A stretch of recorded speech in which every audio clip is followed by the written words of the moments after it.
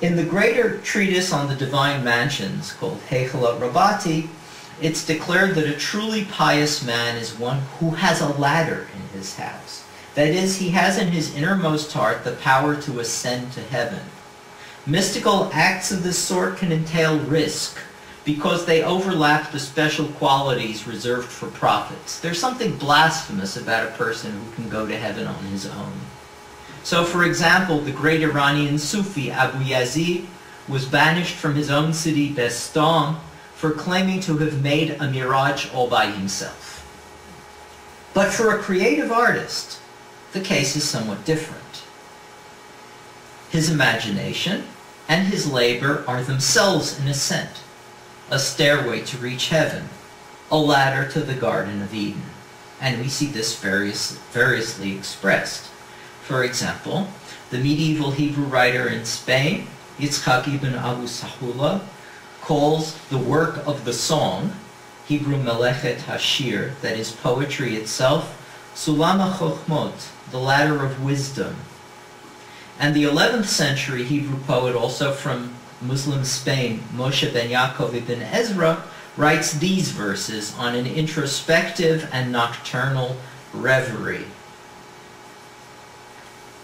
I roused my slumbering thoughts to force asleep the lust of my life force in my eyes, and turned over in my heart the revolutions of time, to make my ears hear the things to come, and the mouth of my mind will converse to me of mighty deeds, and set before me the miracles of God my rock, and disclose to me the mysteries deep, till I think myself the neighbor of the angels. In him shall I seek the chamber of wisdom, and without a ladder ascend to the garden of my Edens then. In Christian tradition, this image was adopted. St. John Climacus shapes the angelic ladder of Jacob's vision into a durable metaphor of the stages of divine ascent that can be achieved through monastic mystical practice. And the literally step-by-step character of his treatise was very well suited both to the monastic rule and to the equally systematic plan of the angelic hierarchy of Pseudo-Dionysius the Areopagite that informs in a fundamental way Christian, including Armenian, mystical vision, asceticism, and prayer. I'm happy, incidentally, to announce that my former pupil, Sergio Laporta, at the Hebrew University of Jerusalem, has just published a 3-volume work on the Armenian tradition and Saint and Dionysius the Areopagite. It's just appeared.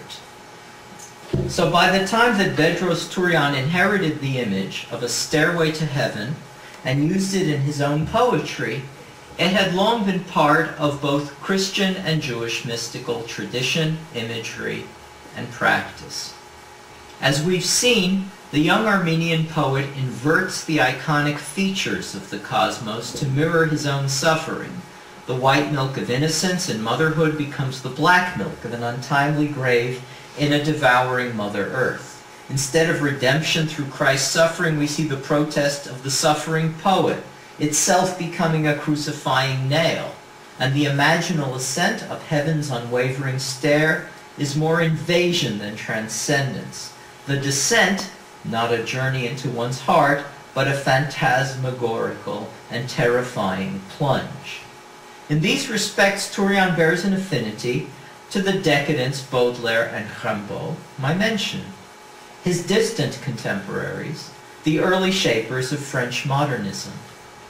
He knew the romantic Lamartine. He might have read Nerval's El Desdichado with its image of a black sun, for he uses that latter image in a letter to a friend.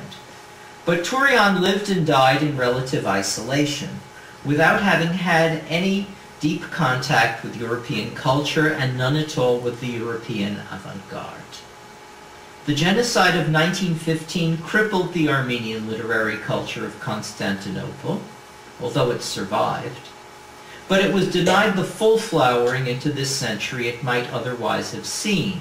Tourian was denied his share of sophisticated readers and true artistic heirs.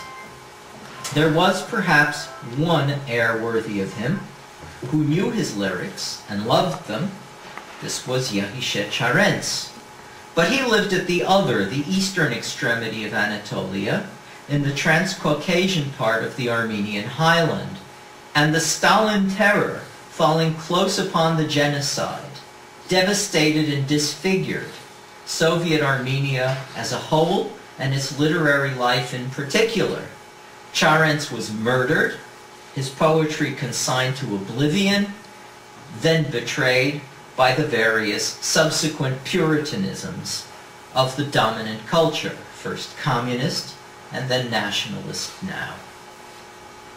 The shadowy chill of Tourian's tragedy, itself a foretaste of the dark flood of the horrors that overtook Armenia, reaches, as we have seen, into the consciousness of the great artists of the Beat generation in their early writings, far across the Atlantic.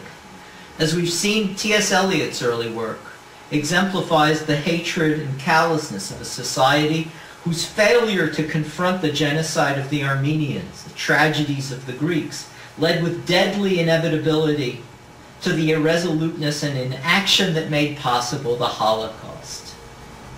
So on the nearer side of the Atlantic in Bucharest, a city not unlike Constantinople, in its blend of Turkish and Greek Orthodox cultures and styles, with its Armenian and Greek and other populations, another poet, Paul Celan, was to rediscover, in the wake of the destruction of the European Jews, the images of black milk and of a terribly warped ascent.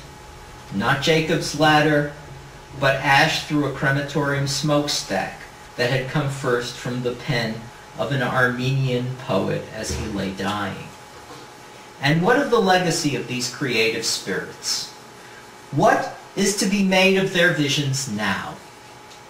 In the true wasteland that the detail of the pattern is movement, as in the figure of the 10 stairs, he writes in the section Burnt Norton, referring here to yet another important Christian mystic. This is St. John of the Cross, San Juan de la Cruz, and his dark night of the soul. St. John was a Spanish Christian whose family had converted from Judaism during the Inquisition, and his visions fused the Christian teachings of Climacus and Dionysius that I've mentioned with the Kabbalistic doctrines in Judaism of the 10 sephirot, or stages of Jacob's ladder. We've seen how Tourian speaks of diving down, Armenian suzil, into the heavens. The Kabbalists speak of mystics as Yoredei Merkava, those who descend to the chariot. The chariot is God's throne in the vision of Ezekiel. And St. John, in his treatise, writes, in explanation, for on this road, to descend is to ascend, and to ascend is to descend, since he who humbles himself